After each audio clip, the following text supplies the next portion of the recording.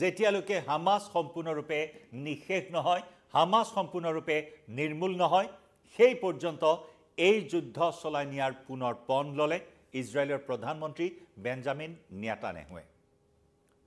হামাসৰ প্ৰবল ইচ্ছা স্থায়ী যুদ্ধবিৰতিৰ বাবে প্ৰবল ইচ্ছাৰ কথা প্ৰকাশ কৰিছে হামাসে কিন্তু তৎসত্ত্বেও নিজৰ আকুৰ্গ স্থিতিত নাচুৰবান্দা হৈ আছে ইজৰাইলৰ প্ৰধানমন্ত্ৰী বেঞ্জামিন নেতান্যাহু শেহতীয়াকৈ পেলেষ্টাইনৰ সাধাৰণ নাগৰিকৰ ওপৰত যি ধৰণৰ আক্ৰমণৰ ঘটনা গাজা ষ্ট্ৰিপত চলি আছে সেই আক্ৰমণ আৰু ভয়ংকৰ ৰূপত বঢ়াই নিবলৈ সেই আক্ৰমণ পুনৰ তীব্ৰ গতিত আগবঢ়াই নিবলৈ সেনাক নিৰ্দেশ দিছে ইজৰাইলৰ প্ৰধানমন্ত্ৰী বেঞ্জামিন নেতান্যাহুৱে নমস্কাৰ প্ৰিয় দৰ্শক মই জয়ন্ত মাধৱ গোস্বামী আপোনাক স্বাগতম জনাইছো নিউজ 18 অসম নৰ্থ ইষ্টৰ ডিজিটেল লাইভলৈ মধ্যপ্ৰাচ্যৰ সেই ভয়ংকৰ সংঘাত যি নেকি 2023 চনৰ 7 অক্টোবৰত সূচনা হৈছিল সেই সংঘাত মহিমূৰ হোৱাৰ উমঘামেই নাই সেই সংঘাত দূৰ হোৱাৰ কোনো ধৰণৰ ইংগিতেই নাই মধ্যপ্ৰাচ্যত বৰং এই সংঘাত আগতকৈ অধিক ভয়ংকৰ ৰূপত বৃদ্ধি পোৱাৰ ইংগিত প্ৰদান কৰিছে খোদ ইজৰাইলৰ প্ৰধানমন্ত্ৰী বেঞ্জামিন নেতান্যাহুৱে ইজৰাইলৰ নাগৰিকৰ সুৰক্ষা ইজৰাইলৰ অস্তিত্ব আৰু ইজৰাইলৰ প্ৰতি আহিব পৰা সকলো প্ৰত্যাহ্বান নাইকিয়া কৰাৰ বাবে এই যুদ্ধ চলাই নিয়াটো অতি প্ৰয়োজনীয় বুলি উল্লেখ কৰিলে এটা বিবৃতিত ইজৰাইলৰ প্ৰধানমন্ত্ৰী বেঞ্জামিন নেতান্যাহুৱে যুদ্ধবিৰতি এতিয়া কোনো সম্ভাৱনা নাই যুদ্ধবিৰতিৰ এতিয়া আৰু কোনো থল নাই যুদ্ধবিৰতিৰ এতিয়া আৰু কোনো প্ৰশ্নই উঠিব নোৱাৰে যদি যুদ্ধবিৰতিত আগবাঢ়ে ইজৰাইল তেতিয়া হলে হামাসে পুনৰ মূৰ দাঙি উঠিব হামাস পুনৰ শক্তিশালী হৈ উঠিব ইজৰাইলৰ বিৰুদ্ধে পুনৰ আক্ৰমণাত্মক ৰূপ ধাৰণ কৰিব পাৰে হামাসে সেইবাবে এই সুযোগ আৰু হামাসক এইবাৰ দিয়া নহব এই স্পষ্ট মন্তব্য ইজৰাইলৰ প্ৰধানমন্ত্ৰী বেঞ্জামিন নেতান্যাহুৰ শেহতীয়াকৈ যি যুদ্ধ চলি আছে যি আক্ৰমণ চলি আছে গাজা ষ্ট্ৰিপত ইজৰাইলৰ এক দীঘলীয়া যুদ্ধ 18 মাহৰো অধিক সময়ৰ এই যুদ্ধ গতিকে 18 মাহজোৰা এই যুদ্ধখনত অতি দীঘলীয়া সময়ৰ বাবে চলি থকা এই আক্ৰমণত ইতিমধ্যেই হামাসৰ বহু শীৰ্ষ নেতাই প্ৰাণ হেৰুৱাইছে ইজৰাইলৰ আক্ৰমণত ইজৰাইল ডিফেন্স ফৰ্চৰ ভয়াবহ আক্ৰমণত বহু শীৰ্ষ নেতাই প্ৰাণ হেৰুৱাত ক্ৰমাৎ দুৰ্বল নিশকটীয়া হৈ পৰিছে হামাসৰ ইতিমধ্যে ককাল বেকা হৈ গৈছে ৰাজহাড় ভাগি গৈছে বহু শীৰ্ষ নেতাই প্ৰাণ হেৰুৱাইছে ইজৰাইলৰ আক্ৰমণত গতিকে এনেকুৱা এটা পৰিস্থিতিত হামাসে এতিয়া আগবাঢ়ি আহিছে স্থায়ী যুদ্ধবিৰতিৰ ক্ষেত্ৰত প্ৰয়োজনত বন্দী হৈ থকা পণবন্দী সকলকো মুকলি কৰি দিয়াত আগ্ৰহ প্ৰকাশ কৰিছে হামাসে বন্দী হৈ থকা প্ৰতিজন পণবন্দীক এতিয়া মুকলি কৰি দিবলৈ আগ্ৰহ প্ৰকাশ কৰিছে সকলো পণবন্দীক যে নেকি 2023 চনৰ 7 অক্টোবৰত ইজৰাইলৰ ভূখণ্ডত প্ৰৱেশ কৰি গণহত্যা চলাই নিৰ্বিঘ্নে হত্যাযজ্ঞ চলাই প্ৰায় 251 জনকৈ নাগৰিকক অপহৰণ কৰি লৈ গৈছিল হামাসে আৰু সেই সকল আমেৰিকান ইজৰাইলৰ বহু নাগৰিক যি পণবন্দী হৈ গৈছিল পণবন্দী কৰি লৈ গৈছিল হামাসে সেই সকলো পণবন্দীকে এতিয়া মুকলি কৰি দিয়াৰ ক্ষেত্ৰতো আগ্ৰহ তথা ইচ্ছা প্ৰকাশ কৰিছে হামাসে কিন্তু সমান্তৰালকৈ হামাস ক্ৰমান্বয়ে দুৰ্বল হৈ পৰিছে আৰু দুৰ্বল হৈ পৰি এই ধৰণৰ এটা আত্মসমৰ্পণৰ ইংগিত প্ৰদান কৰিছে প্ৰতিগৰাকী পণবন্দীক মুকলি কৰি দিয়াৰ যি আত্মসমৰ্পণৰ ইংগিত দিছে হামাসে ইয়াতে এক প্ৰকাৰ ইজৰাইল আনন্দিত হৈছে যদিও এই সুযোগ এইবাৰ বেঞ্জামিন নেতান্যাহুৱে এৰি দিবলৈ বিচৰা নাই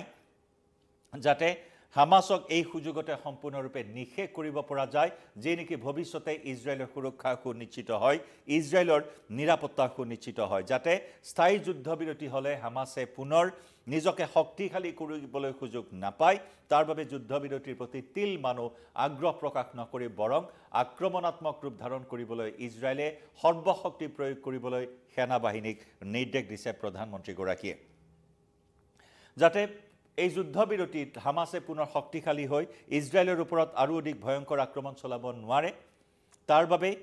বেঞ্জামিন নেতান্যাহু চৰকাৰ এই মুহূৰ্তত কঠোৰ হৈছে হামাসৰ বিৰুদ্ধে আৰু সেয়ে সেনাক নিৰ্দেশ দিছে গাজাত আৰু অধিক ভয়ংকৰ আক্ৰমণ কৰিবলৈ হামাসৰ বিৰুদ্ধে যি যুদ্ধ অব্যাহত আছে এই যুদ্ধ অব্যাহত ৰখাৰ বাহিৰে কোনো ধৰণৰ বিকল্প এতিয়া চিন্তা কৰাৰ সময় নাই বুলি স্পষ্ট কৰি দিয়ে এটা বিবৃতিত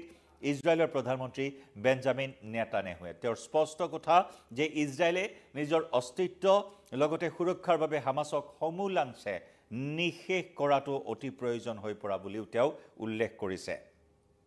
আৰু হামাছ নিষেধ নোহোৱা পৰ্যন্ত আৰু সকলো পণবন্দী মুকলি নকৰা পৰ্যন্ত এই যুদ্ধ অব্যাহত থাকিব বুলি তেওঁ স্পষ্টকৈ ঘোষণা কৰিলে মন কৰিবলগীয়া যে 2025 চনৰ 19 জানুৱাৰীৰ পৰা 42 দিনীয়া এটা যুদ্ধবিৰতিৰ প্ৰক্ৰিয়া আৰম্ভ হৈছিল য'ত নেকি বন্দী বিনিময় পৰ্ব আমি দেখিবলৈ পালো 3 জনকৈ পণবন্দীৰ বিনিময়ত 90 গৰাকীকৈ পেলেষ্টাইনী কাৰাবন্দীক হামাছে মুকলি কৰি লৈ গৈছিল বা ইজৰাইলে মুকলি কৰি দিছিল গতিকে তেনেকুৱা ধৰণৰ চৰ্তত বন্দী বিনিময় পৰ্ব চলি থকাৰ মাজতে হামাছে পুনৰ বন্দীসকলক পণবন্দীসকলক মুকলি কৰি নিদিয়াৰ হুংকাৰ দিছিল আৰু তাতেই ক্ষুণ্ণ হৈ ইজৰাইলে আক্ৰমণ চলাই গৈছিল গাজা ষ্ট্ৰিপত য'ত নেকি শৰণাৰ্থী শিবিৰ জেবেলিয়া শৰণাৰ্থী শিবিৰ ৰাফা খান ইউনিছ উত্তৰ গাজা মধ্য গাজা দক্ষিণ গাজা সকলোতে তীব্ৰতৰ আক্ৰমণ চলাইছে বিদ্যালয় হাস্পতাল সমান্তৰালকৈ শৰণাৰ্থী শিবিৰসমূহত এই আক্ৰমণত এই পৰ্যন্ত প্ৰায় 52,000কৈ নিৰীহ প্ৰাণ হেৰুৱাইছে ইজৰাইলৰ আক্ৰমণত প্ৰায় 52,000কৈ নিৰীহ প্ৰাণ হেৰুৱাইছে 1,20,000কৈ লোক আঘাতপ্ৰাপ্ত হৈছে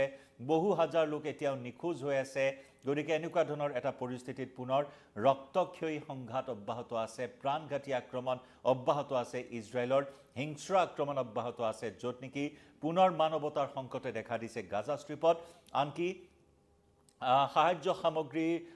প্ৰেৰণ কৰা দেশসমূহক বাধা প্ৰদান কৰা হৈছে গাজাত প্ৰৱেশ কৰিবলৈ দিয়া হোৱা নাই সীমান্তত যিসমূহ সাহায্য সামগ্ৰী বিশ্ব স্বাস্থ্য সংস্থাৰ তৰফৰ পৰা সাহায্য সামগ্ৰী প্ৰেৰণ কৰা হৈছে চিকিৎসকৰ দল প্ৰেৰণ কৰা হৈছে সকলোকে বাধা প্ৰদান কৰা হৈছে কাকো ইজৰাইলে